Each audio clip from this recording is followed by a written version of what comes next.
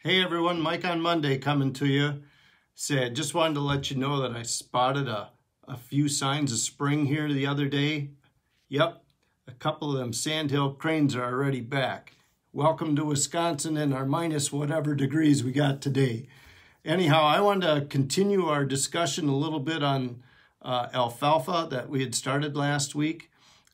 Two things in particular. One was that if the alfalfa field itself makes it through this rough winter that we've had on it and it produces reasonable for you, keep an eye on those stands, because this extra pressure or challenge that we've put on this field may be impacting it in a negative way, that you might want to have to consider rotating that one out at the end of the season. But there's one of those pieces of the puzzle that keep an eye on it, which ones are performing well, which ones are faltering as you go through the season.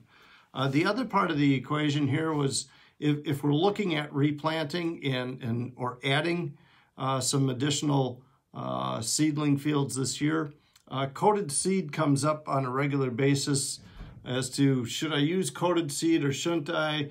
Some folks say no, some folks say yes. What do we know about coated seed? So Country Visions has worked with Cropland as one of our main alfalfa providers, and they give us the option to go to coated seed, and most of us probably go that direction because we work with seed corn that's always treated. We work with soybeans that we can treat today. In fact, Dr. Conley out of the University of Wisconsin points out if you're going to plant soybeans, make sure you're putting on a good seed treatment that includes fungicides, insecticides, and bacteria to create the inoculant that you need. So in the alfalfa side of it, we get that accomplished by using Cropland's Grow Zone Advanced, which has some zinc and some fungicides in it. So we've got the inoculant, the bacteria that produces the nitrogen for the plant. We've got some micronutrients, again, designed specifically for the alfalfa plant needs. We've got a plant growth regulator in Ascend that allows that plant to get up and growing much faster in tougher conditions.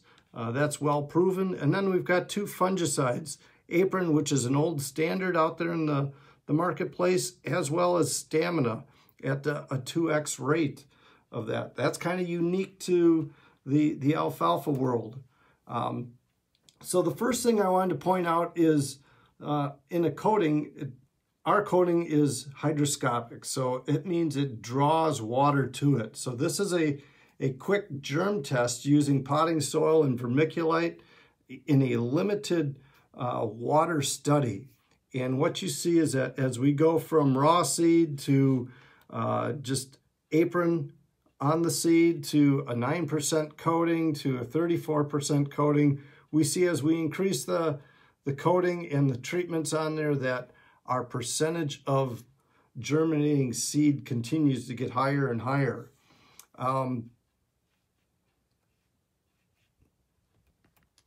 So yes, we do have less seed in the bag when we talk coating.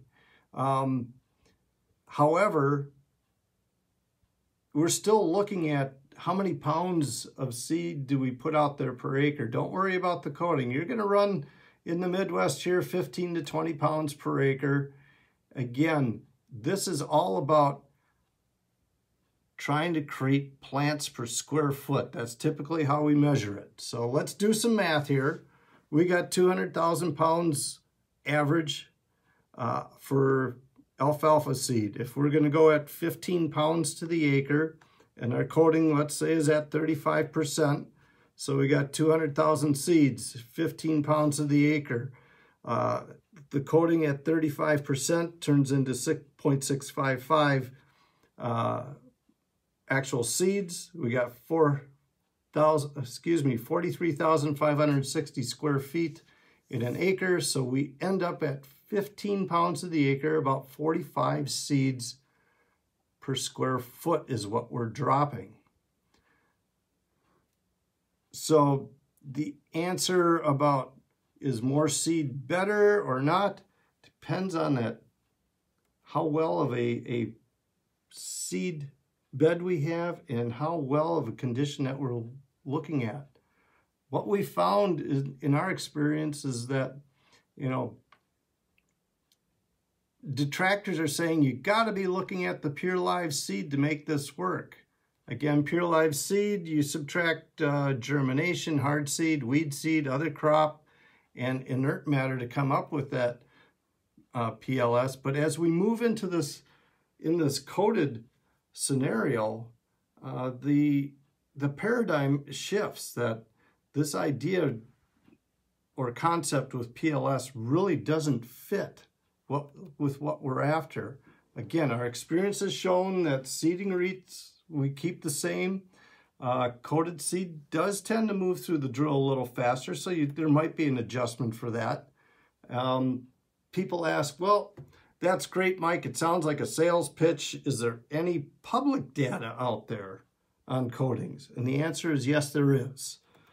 In fact, in 2018, Purdue University did a study on alfalfa and red clover's stand establishment. These was planted on May 2nd. We used some alfalfa that is uncoated and coated, and alfalfa seed that is coated.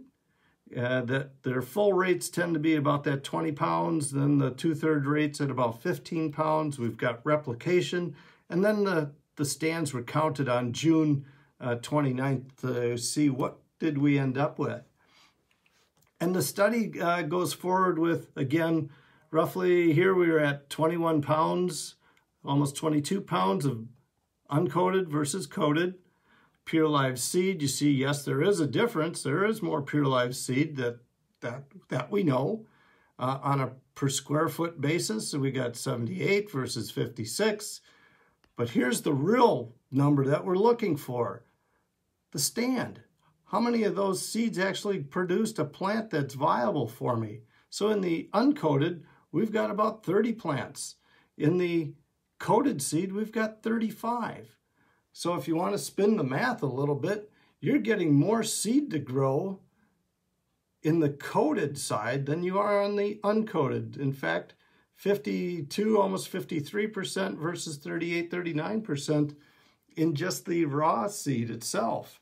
Let's get into a range that maybe some folks are a little more familiar with, at 14.5 pounds per acre maybe.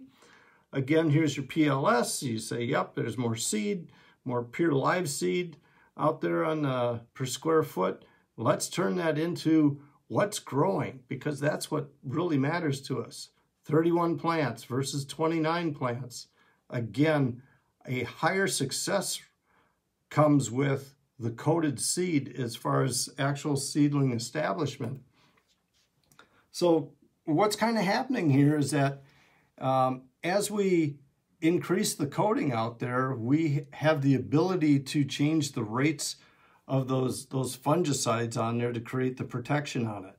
On the top, we've got 34% coating versus the down below where it's just apron treated right onto the seed. It can't get as much protection on the seed in this scenario. And as you look across here, you see that we have definitely a lot more plants, seedlings establishing or starting in this equation versus the lower part of that.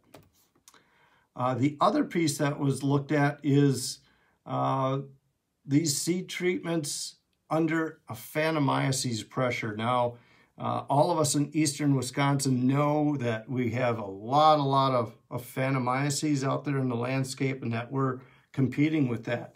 And what this study again showed is that in raw seed, we've got some plants growing here, and this is just basically trying to show visual difference between the root size and the lateral roots.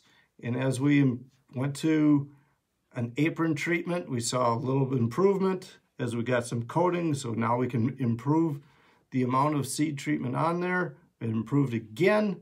And now we get up to that 34% coating.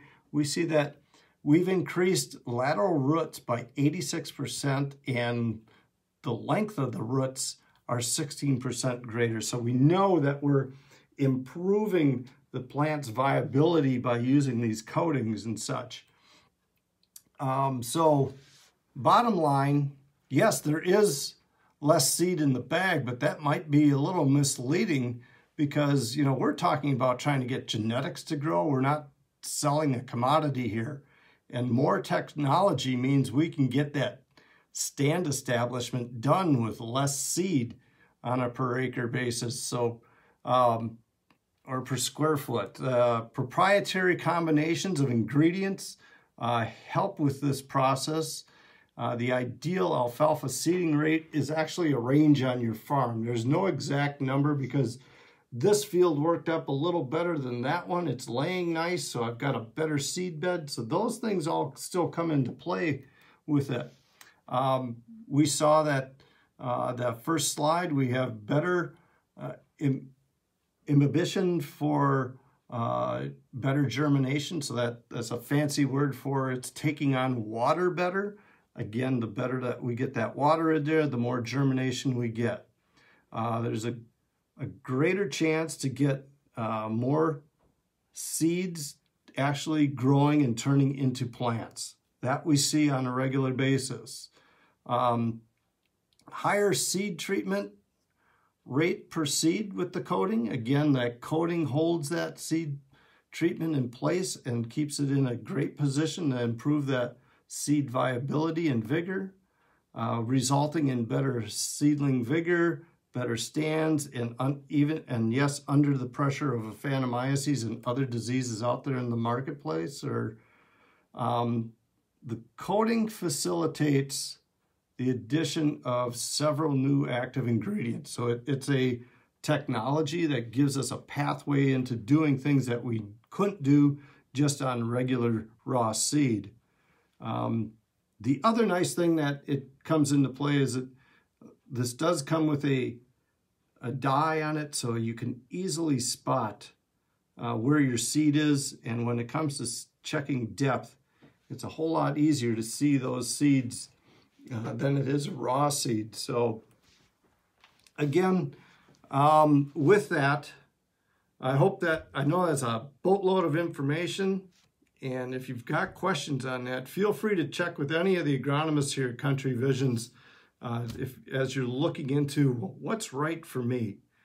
But with that, stay warm, enjoy the sunshine. I hear spring is on the way. We just don't know when. Have a great Monday. See you next week.